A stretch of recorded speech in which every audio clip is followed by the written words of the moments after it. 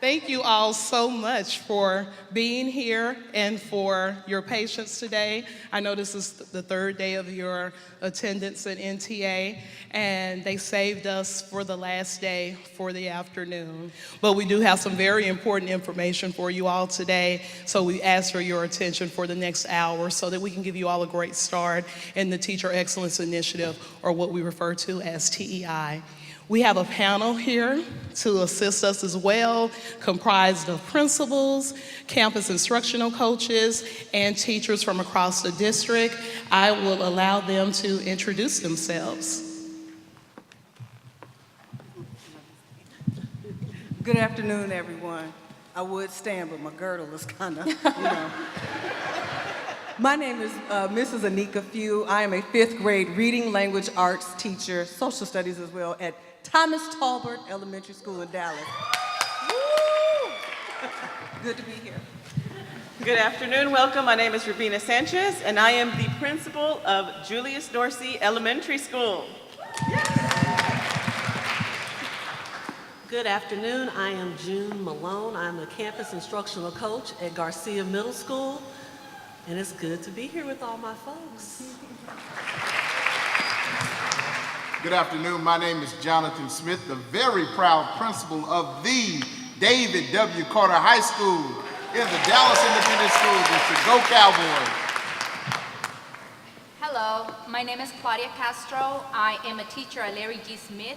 I teach kindergarten, and this will be my 18th year. Welcome. Hi, my name is Kristen Andruska. I teach AP Psychology and Sociology at Kimball High School. This will be my 7th year in the district. Good afternoon, my name is Dr. Johnson. I am the district's Teacher of the Year for 2017-2018. And I am DISD proud. I was recently a science teacher at Alex W. Spence Middle School and Tag Academy, and I'm currently the instructional coach. Welcome to Dallas ISD.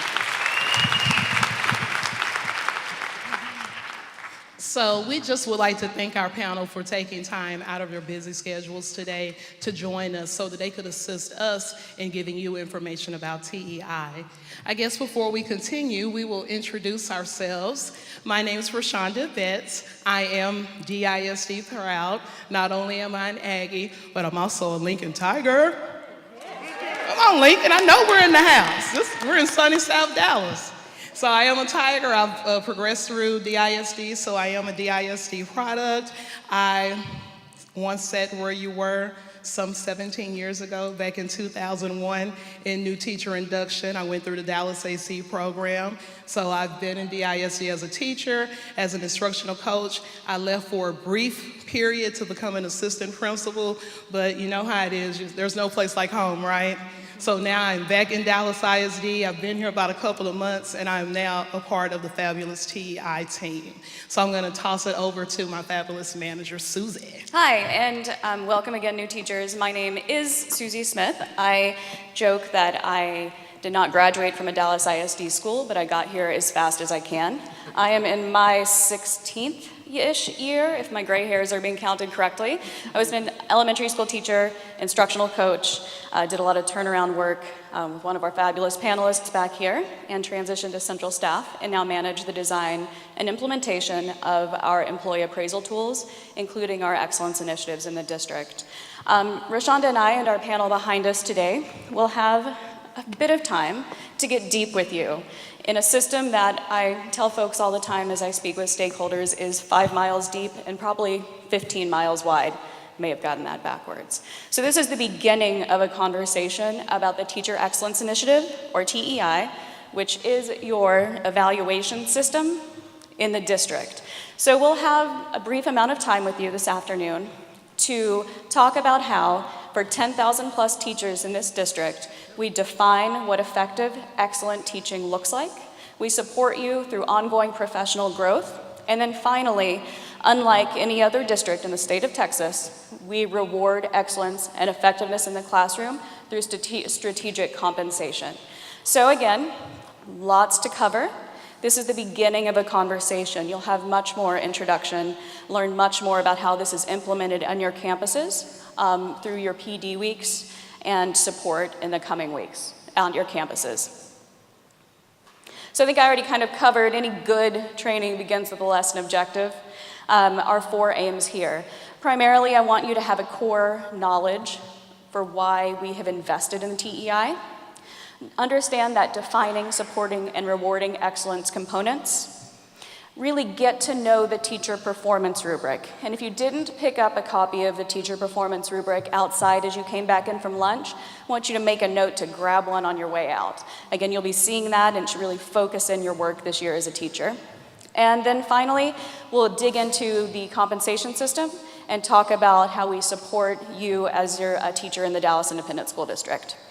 So we began this journey with TEI in the 2014-2015 school year with one real aim, and that's to put an effective teacher in front of every student in the district. In Dallas ISD, our 154,000 students and scholars deserve nothing less than the best. And research supports our aims here, that when we develop an appraisal tool that uses multiple measures, looks at your performance from a number of different angles, that intentionally supports your professional growth, we accelerate success in this district in ways that are unmatched in the state. So we begin with that aim. You'll hear a lot of us talking about effectiveness and excellence in the classroom. So TEI defines and evaluates teacher excellence, teacher effectiveness, through multiple measures. Number one, we are looking at your teacher performance. That is everything you do from the planning and the preparation you begin when you reported to your campuses last week, through delivering a lesson, how you look at data and then use that data to plan for interventions, how you look at assessments, and what the lesson cycle, what teaching actually looks like in your classroom. So the relationship you have with your appraiser, what he or she observes. A second component that we look at is student achievement. We want to know, using existing assessments, such as the STAR, such as our internal ACP assessment, of course, performance exams, what value are you adding to the students that come into your classroom? And we do that in a number of ways. And then finally, in Dallas ISD, we believe that student voice matters. In the same way that your perceptions of your supervisor matters, students deserve voice by completing a student experience survey that is the third and final component of the teacher's evaluation under TEI. So we'll dig into these 3 components: performance, achievement, and experience here in the next few minutes. And then we will toss it back and forth to our panelists to talk about how these 3 different components may look on the ground in campuses across the district. Is this still me? This is you. And we're tag teaming this. So we'll go ahead and we'll start our discussion talking about how we define excellence. What is excellence in teaching and instruction? First, we have to talk about our 4 teacher categories. In TEI, teachers are placed in one of 4 teacher categories. You have category A. This is most of our 3rd through 12th grade teachers who are teachers of records for students who take STAR exams, they take our district ACP exam, and these students also take the student experience surveys. This also includes our elementary special teachers as well in category A. Next, we have category B. Mostly teachers of records, teachers who are kinder through 2nd grade. Their students take the district's ACP. Their students also complete some additional testing like the Terra Nova. Then we have category C. Category C includes most teachers who teach 3rd through 12th grade. The difference here between category C and category A is that these students don't take any standardized testing, but the students do complete the student experience surveys. So you're probably like, what's category D? Well, category D is pretty much all the teachers that don't fit in the first 3 categories.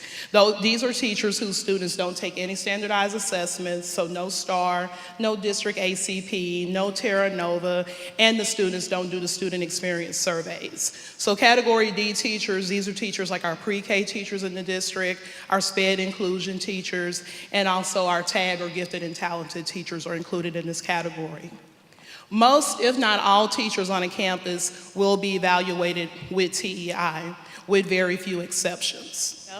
So these are some of the teachers who are evaluated under TEI who may have not been included in some of the discussions that I just had previously when I was describing the teacher categories.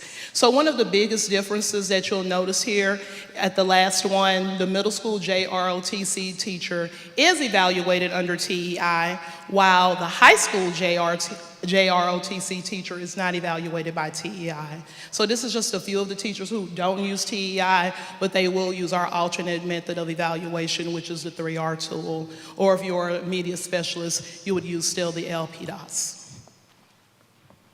So as we go into teacher performance, how is my teacher performance rated?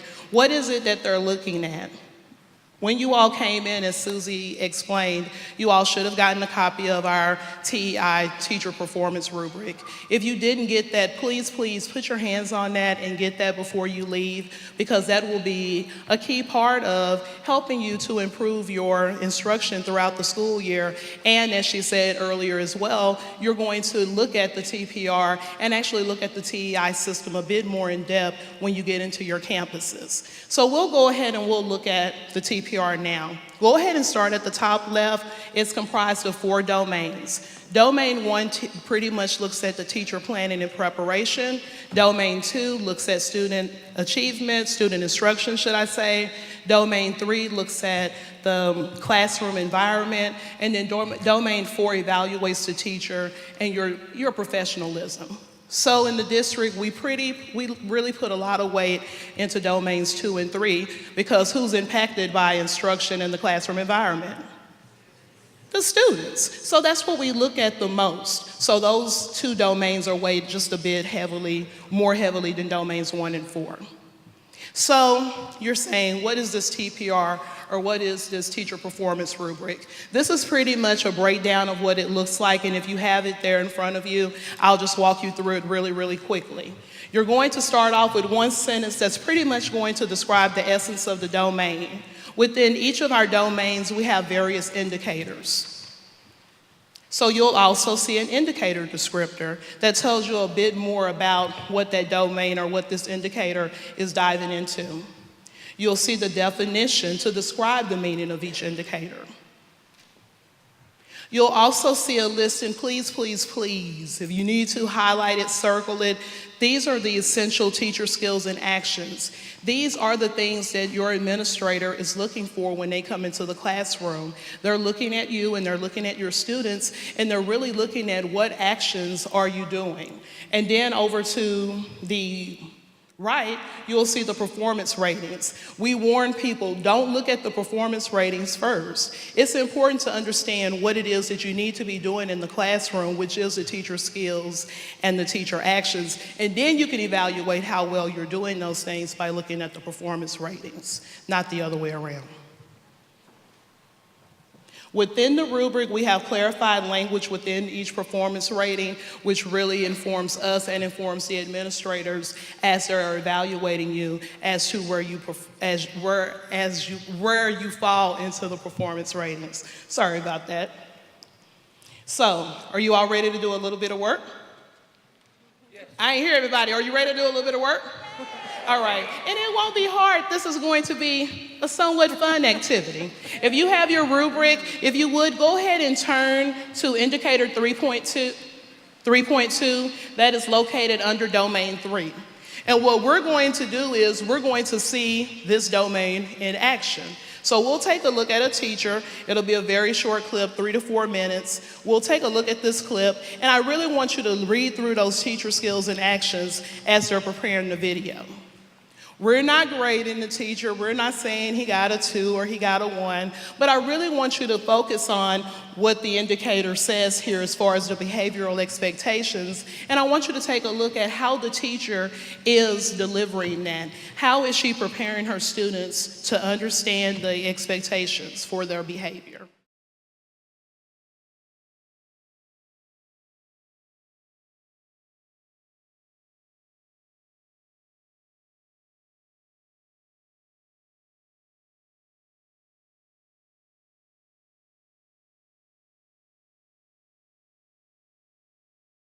Okay, so remind me, what does literacy mean?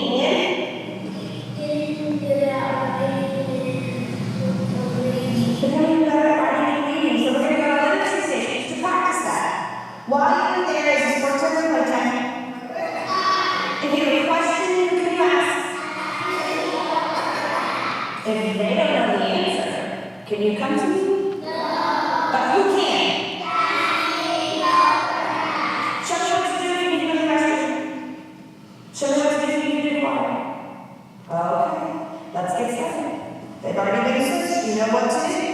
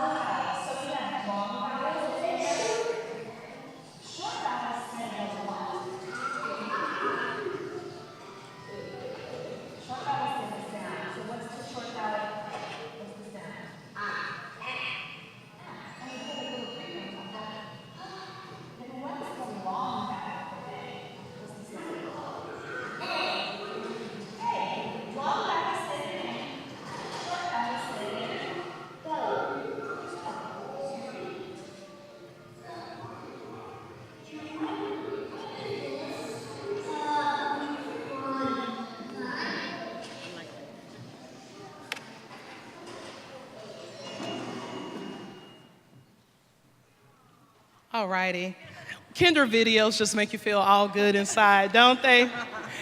Usually when we do a training or a PD, I'm very partial to watching Kinder videos for a couple of reasons. A, it does make you feel good to see these little people. But for example, in this instance, we were looking at the classroom expectations. So we just always like to show that if Kinder teachers can do that and if they can give that to students, then we know that we all can do that regardless of our level. So at this time, we'll go over to the panel, and I'll start with the principal. I'll start with Mr. Smith. Mr. Smith, as a principal, what are your look-fors? Because, for example, we did this video, and I will preface it, it was not a spot observation, but because of the fact that we'll talk about observations soon, I'm going to go ahead and just have Mr. Smith tell us what it is that he looks for when he's doing his spot observations in a teacher's room. Yeah, so I thank you for that question. I think key to what we're looking for when we actually go in for spot observations is really the focus is on what are the students doing, what are the students learning. And so while we realize that several teacher moves have been planned out in order to execute a successful lesson, we're actually looking at the outcome in student learning. And so looking particularly at this video, it was very exciting to see the students demonstrating some self-directed behaviors. And that's really what we're looking for. There may be times when we may engage students in some conversation to see what they are learning and to see whether or not they're able to connect to the lesson with relevance or with relatedness to the content. But most importantly, we're looking at student moves in response to the learning. Thank you, Mr. Smith. Now I'll go over to a teacher. We'll talk with Ms. Smith a while. When you were a new teacher, Ms. Smith, how did you feel the first time you were being observed? My first year in Dallas wasn't necessarily my first year teaching. And before that, and where I was earlier, I never really got that opportunity with principals in my classroom. So I remember feeling like nervous and just, I'm in trouble. And it's like, no, you're not. You're not. And again, just having those conversations and knowing that they're there to see your class function and run as naturally as possible. So that's one of those things, too, that my students now say, like, Miss, like, you don't change when a principal's in here. And it's like, why should I change? Like, this is a normal process. We do what we normally do. Routines are established that first day. So I think, again, my biggest critics are my 15-year-olds that I'm teaching, not necessarily a principal that's walking into my classroom. So again, if there's any advice I could say is try to keep those nerves aside. They're not trying to get you. They're just looking at how the classroom functions and again, just be as natural as possible. I mean, you're in control of those four walls. Yes, ma'am. Thank you, Miss Andreska. And Miss Smith was confused because I call her Miss Smith and Miss Few. So sorry, Miss Few. Miss Few, I'll give you this question. What advice do you have for our new teachers? And I do realize that we have some new teachers, novice teachers, and we just have some teachers that are new to Dallas ISD. So Miss Few, what advice do you have for teachers, especially our novice teachers who are preparing for their first observation? Sure, absolutely. I can certainly be genuine in speaking to that because in 2013, it was my first time actually being a teacher in the classroom. I'd worked in the penitentiary before, some similarities, but, not quite. But, it's your first time, your first experience. The best advice I could give you is to be you. Be natural, be your natural self. The preparation will help guide you through the whole lesson cycle, but don't go into character on your principal. They need to be able to assess your skills and abilities. The other thing I would like to mention is that feedback process, be very humble in that. It is their responsibility and role to help to develop you and empower you. It's not a critical feedback session where you should feel attacked or, oh, you're demeaning me. Be open and humble to that instruction that you're receiving because it should help empower you and it should also help impact your performance with TEI. Okay? So just be humble and be yourself and attentive to the feedback. Thank you so much, and very great advice, teachers. Believe me, it is. So if we'll flip back into the presentation, as our panelists have indicated, in Dallas ISD, you're never alone. We practice a culture of having appraisers and having peers and having instructional coaches engage in a feedback process that truly is designed to improve your performance as an instructional leader of the classroom and the outcomes for, again, 154,000 scholars in the Dallas Independent School District. So as we look at how your performance will be evaluated in this teacher performance wedge, know again that there is going to be someone conducting some observations. We call our short 10 to 15 minute spot observations quick snapshots of your instruction. Your appraiser will come in with that teacher performance rubric and will be looking at what your students are doing, what moves, again, you're making as the instructor. Are your students engaging in the activity? Are you asking rigorous questions? And they're going to give you some quick turnaround feedback. That can occur as many times as the campus and the principal deems necessary to support your professional growth. But in general, know that you'll have 6 spot observations a year. In addition to that, all teachers in the district receive a 45-minute extended observation, again on those 7 key indicators in domains 2 and 3. And then finally, at the end of the year, all teachers receive a summative review. Now this is different, it's not the same as the extended observation. Your appraiser will sit down and take a look at all of the data that they have collected from your spot observations, from your professional learning that you engaged in, your attendance, your tardiness, and they'll perform a summative review each year. that will then inform the teacher performance wedge of your scorecard of your overall evaluation. Again, we differentiate the number of spot observations that each teacher will receive in the district by effectiveness level. Now, we'll talk a little bit more about effectiveness level later in this presentation, but as new teachers to the district, if you're a novice teacher, you're going to expect to have 6 spot observations annually. My DTR eligible teachers who are coming into the district with experience will require 4, and then our teachers who earn distinguished status don't have any required spot observations annually. So again, for the majority of us in this room, I just internalize some of the feedback that you've gotten from your panelists and know that your principals, your assistant principals, the instructional leadership teams at your campus are going to be engaging in an ongoing process that's designed to improve and to accelerate both your growth and the growth of our students in the district. So moving in, so that was a kind of quick overview of the teacher performance wedge of your overall evaluation.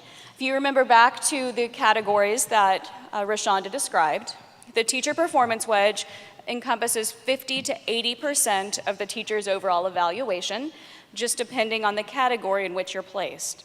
Again, we'll speak a lot more about categories and have some more in-depth training for you about this when you return to your campuses with the remainder of your rest of your teaching force at your campus tomorrow.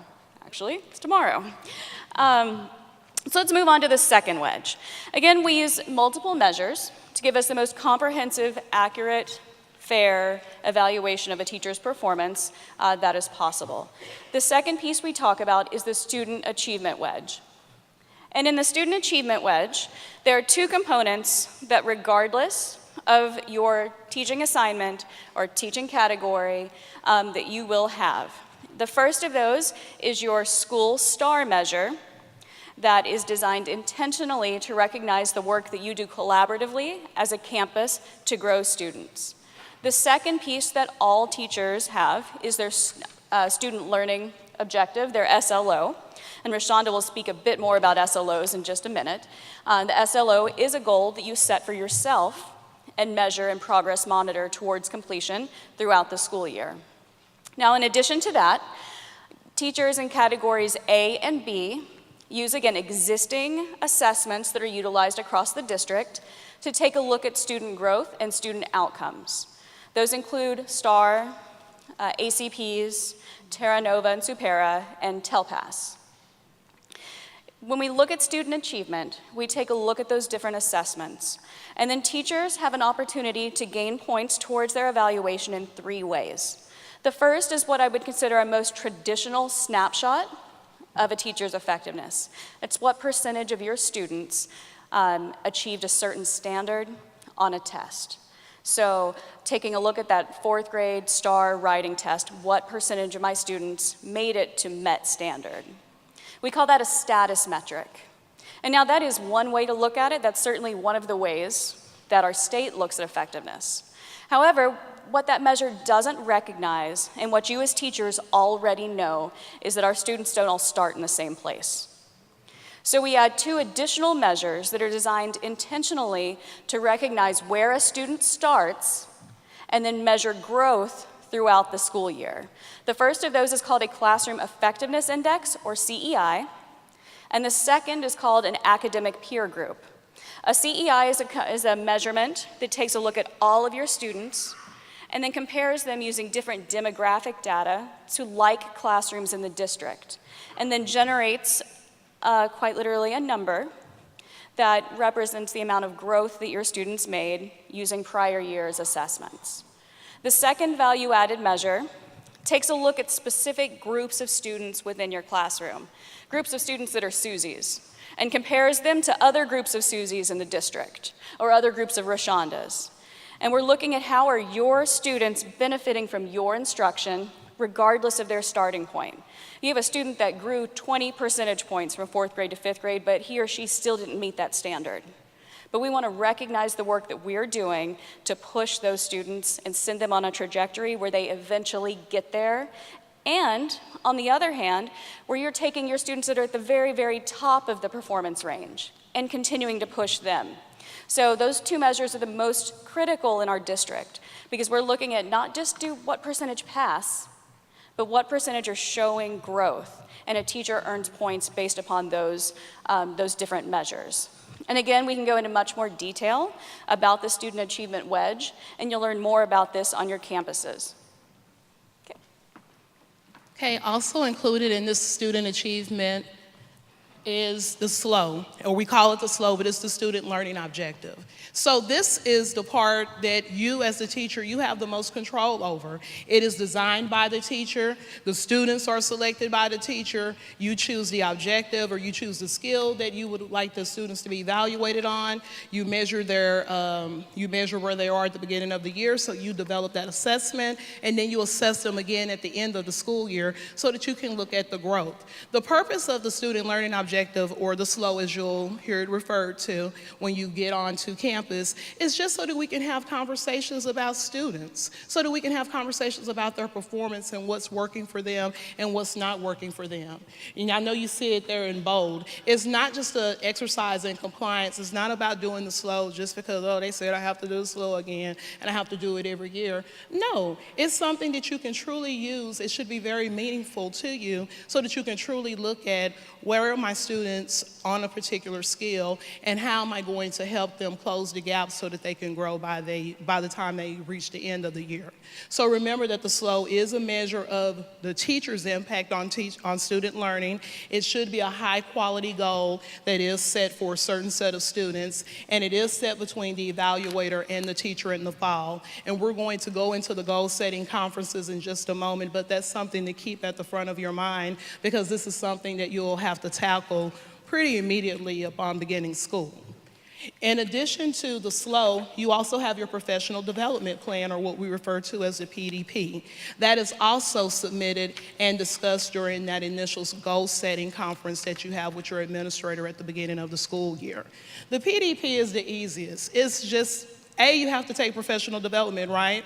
Because as educators, we all want to grow. So when you look at your professional development plan, you're pretty much tackling two goals. One of those goals should align to Domain 2. And what does Domain 2 cover again in the teacher performance rubric? Anybody? There you go. You're looking at the students, right? Domain 2 talks about student instruction. So one of your goals should be geared towards instruction, and then the other goal you can choose on your own. A lot of you may be in some teacher preparation courses and classes, so you may choose some type of professional development that they're telling you that you may need to complete. So you have some flexibility, and you have the ability to kind of direct your way on that.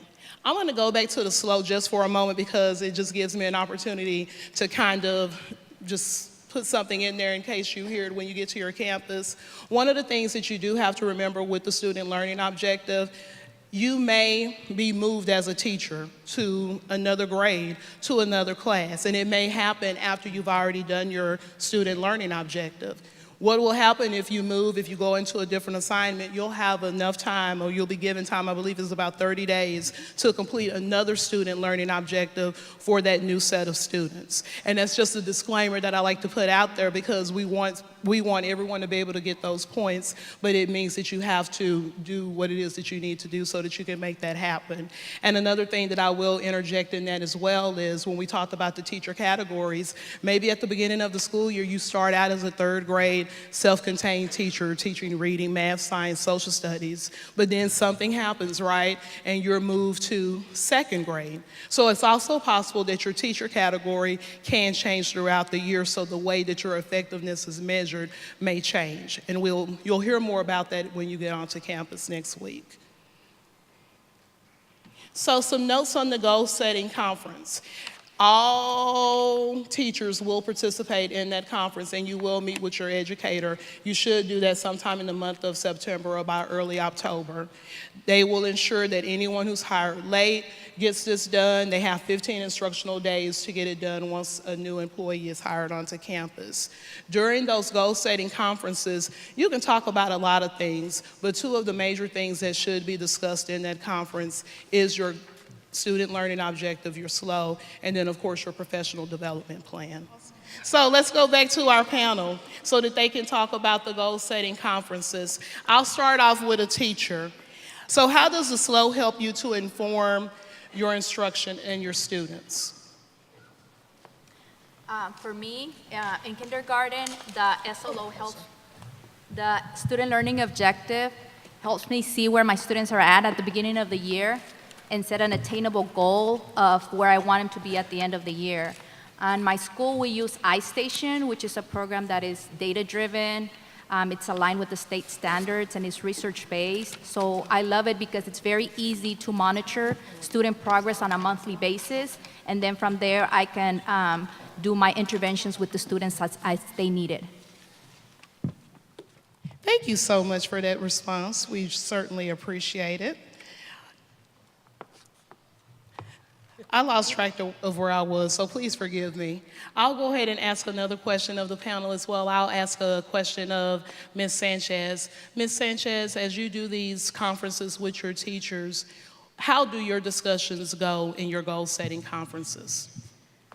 So it varies with those that already have data. We sit and we discuss and we look at the data from the previous year to determine what specifically does the teacher want to work on. Because as it was stated before, it's not just a compliance, but it's also to help students. Although the teacher gets to create the assessment or determine what type of assessment, we want it to be focused and we want it to be measurable. And so if we know that they are struggling with a particular skill, then that's what we want to make sure that we progress monitor throughout the year. So whatever the assessment is based off of their weakness or their area of improvement from the previous year. And just like for kindergarten, they don't have previous data, so iStation is an excellent tool to use to measure throughout the year.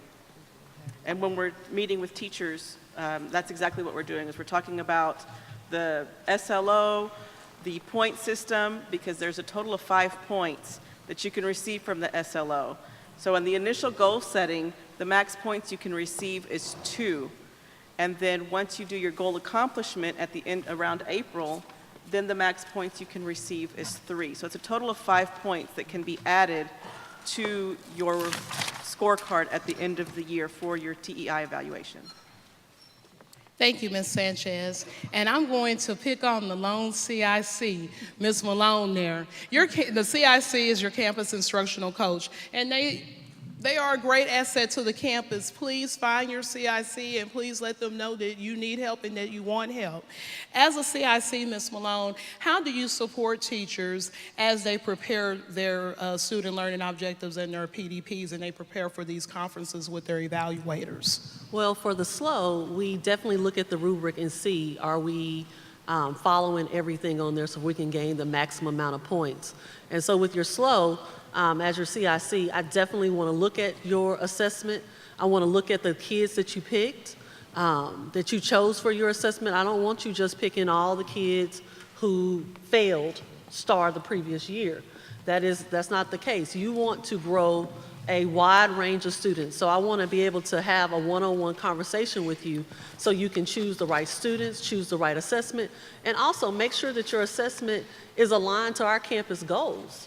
And make sure that if we said for reading or ELAR, we're not doing very well in main idea, then your assessment should cover those things so we can see how students are growing. But definitely as a CIC and your professional development plan, I'm there to help you dig through all the professional development catalogs from a variety of places to pick the right class for you. And as a new teacher, you don't have any data to go off of, and you're like, I don't know what I'm gonna do with this SLO, or my professional development. I'm here to support you in the things that you, as in the first couple of weeks, have realized, you know what, I need some additional help here. And so I'm gonna help you with that professional development component and as a resource guide. So once again, please, as Ms. Rashonda said, please, please, please use your CIC. Your best friend, I'm telling you. I got all the good stuff. They do. Thank you so much, panel, for leaning in on this discussion. Next, we'll go ahead and we'll move back to our presentation, and we'll go ahead and we'll talk about student experiences. I think Susie mentioned that a little bit earlier, that in our district, we really do want to hear from our students. We want to know how they feel about their learning. How do they feel about you as the teacher? How do they feel about the level or the quality of instruction that they're receiving in your classroom? And to that end, we use the student experience surveys. Unfortunately, pre-K, kinder, first, and second grade teachers, your students aren't yet able to do the student experience surveys, but all students in 3rd through 12th grades are able to complete those student experience surveys, and they're able to do them in both English and in Spanish. So it's very important. The surveys do include a lot of research-based questions. The entire point of this survey is for it to be objective and not subjective. It's not an attempt to pick on the teacher. It's not an attempt to give students the opportunity to ding you or to retaliate or to do any of those things. It's just really a measure that is used so that we can get students' opinion about how they feel about their instructor. A target distribution is applied. It is based on what level you're in, whether you're in elementary, middle school, or high school, and there are different target distributions applied to you depending on which category you're in. So this is just an example of some of the student experience questions. When you feel like giving up, how likely is it that this teacher will make you keep trying? How often does this teacher make you explain your answers? How comfortable are you asking the teacher questions about what you're learning in your classroom? So the student experience surveys really do align with Domain 3, which is all about your classroom. Your who? There you go, your classroom environment, which includes the culture of your classroom. So the student experience surveys are designed to assess that from the student's point of view. Panel, principals, how do you assist your teachers with growing their relationships with their students? Either Mr. Smith or Ms. Sanchez, or both.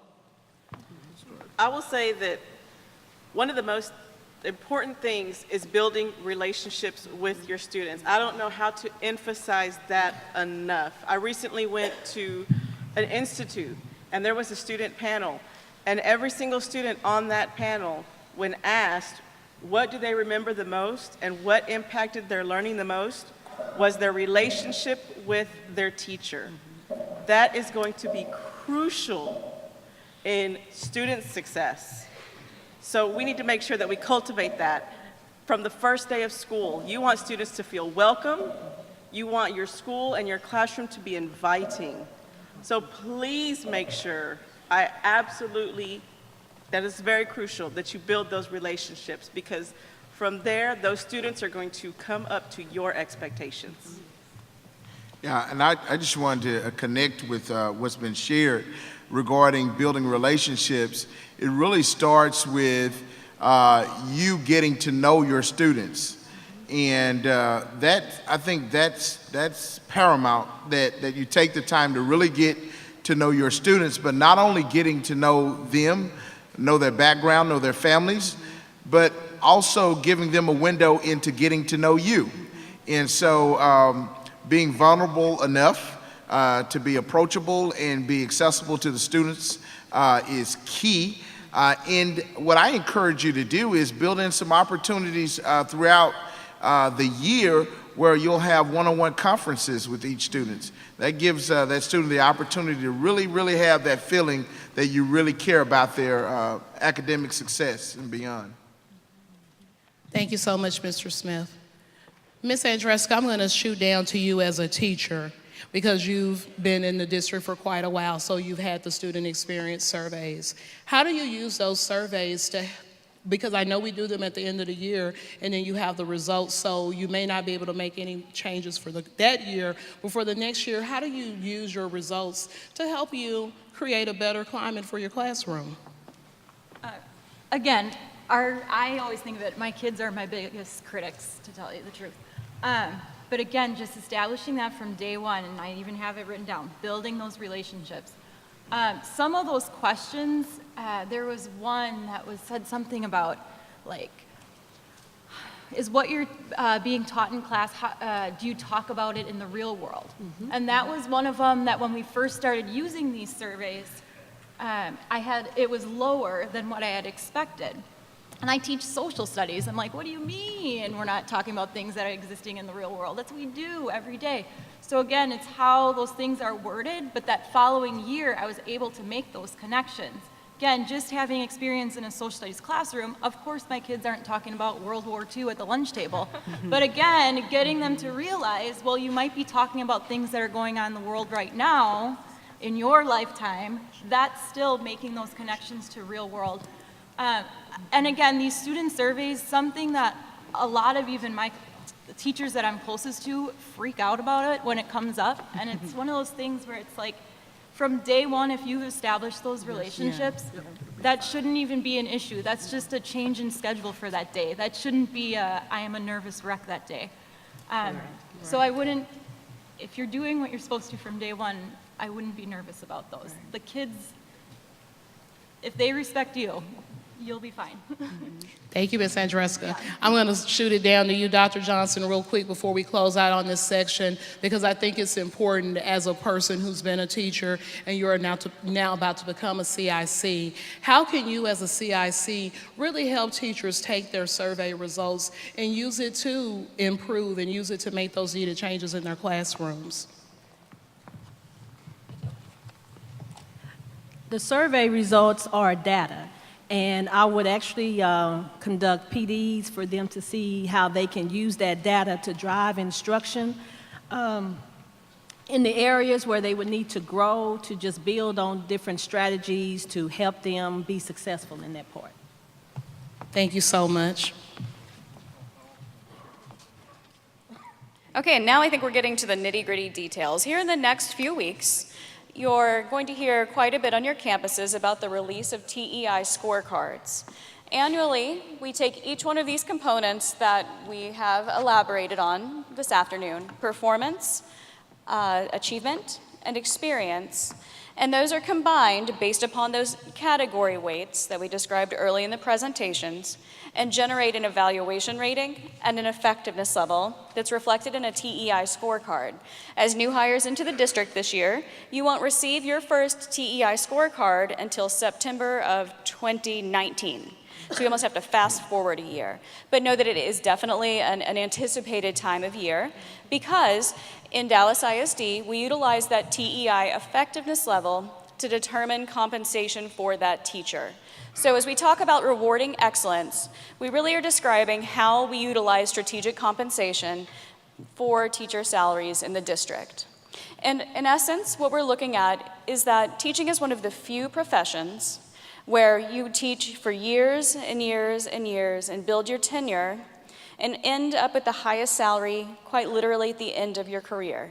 If we line that up against another profession, such as being a doctor or a lawyer, we see that peak much earlier. So as we think about flipping the narrative around teacher compensation, we're really talking about how do we help you become effective, help our students accelerate their growth, and then recognize the hard work that you're doing in a very tangible, monetary way. So we introduced strategic compensation models back in, the first year was 2015, 2016, and again, it is based upon effectiveness level.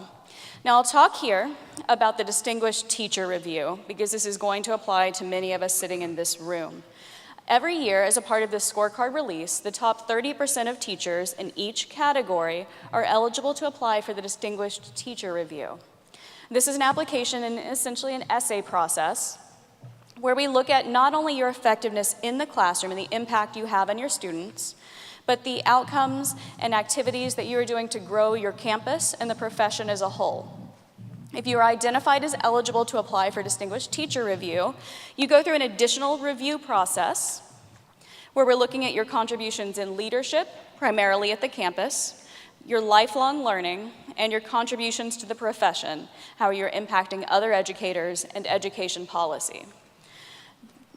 Through this Distinguished Teacher Review process, we earn effectiveness levels and a distinguished teacher status of proficient 2 and higher.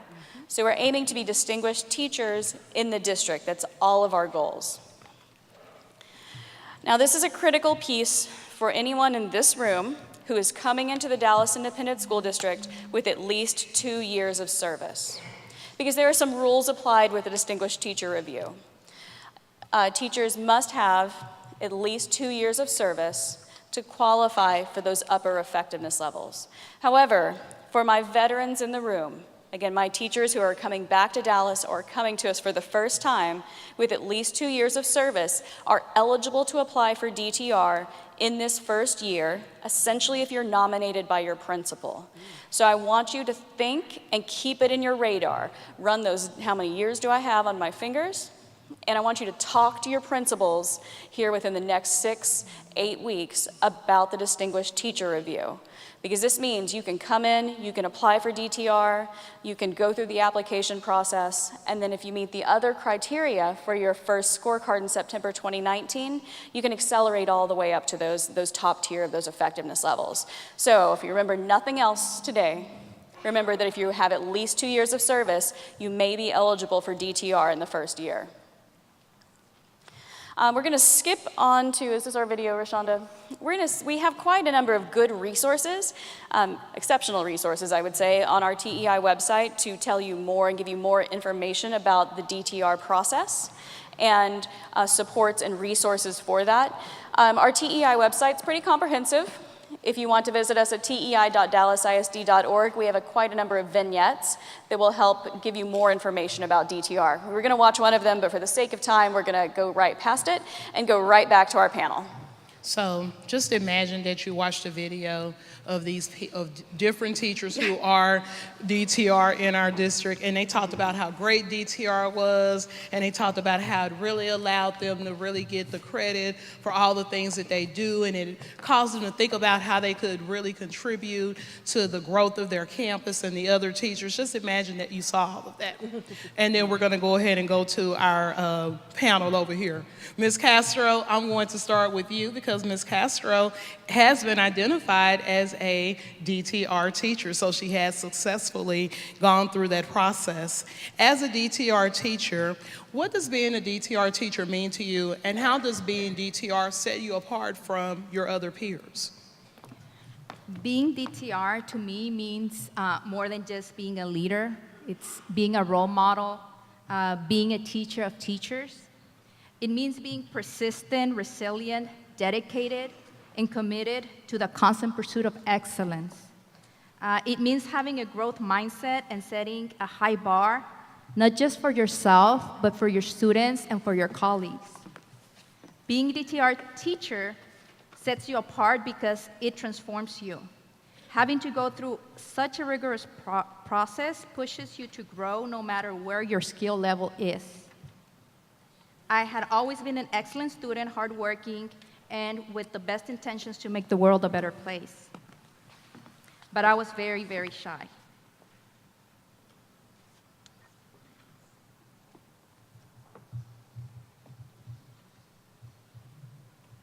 DTR has given me the tools to convert my intentions into specific steps.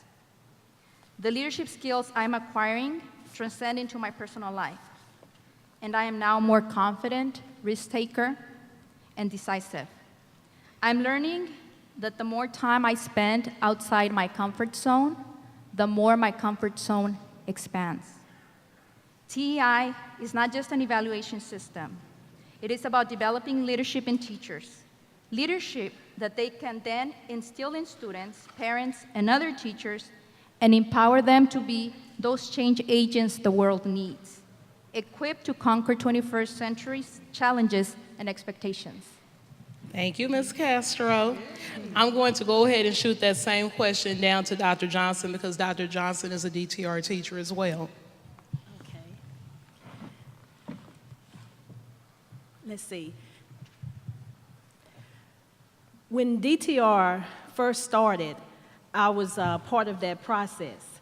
There weren't many teachers on my campus interested in it because it was new. The process seemed long, so I didn't really have a lot of collaboration with that. Being DTR, it is distinguished. You are looked at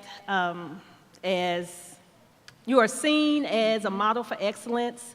leadership, not just in your content, not just on your grade level, not just on your campus, but also in the district. It is an honor because I am the ISD Proud, and I came back to Dallas after teaching in 3 different states, and none of those states had a supporting excellence, rewarding teachers for their performance. So when that opportunity came, I set aside a whole weekend to complete the process. So I do encourage you to don't be afraid of the process and go for it. It's not as difficult as the application seems. Just take some time aside. I spent about a weekend gathering artifacts, and just go for it. And you will have DTR teachers on your campus for support. Thank you. Thank you so much. So I'll shoot it over to our administrators. Administrators, how are you able to support your DTR teachers? And how do you encourage teachers to open themselves up to apply and to go through this process? Yeah, so very much want to make sure when we have teachers interested in the DTR process that we encourage them from the very beginning, provide opportunities for them to be successful. We definitely want you to have that experience as teachers, and so we really want to come alongside you and make sure that we help you actually backwards map and make sure, as you talked about, Dr. Johnson, making sure the artifacts are there, providing opportunities for you to actually build your capacity as a teacher leader. And I will say, I mean, from my perspective as a principal, giving feedback to DTR teachers is really, really exciting. It pushes me to be a better instructional leader.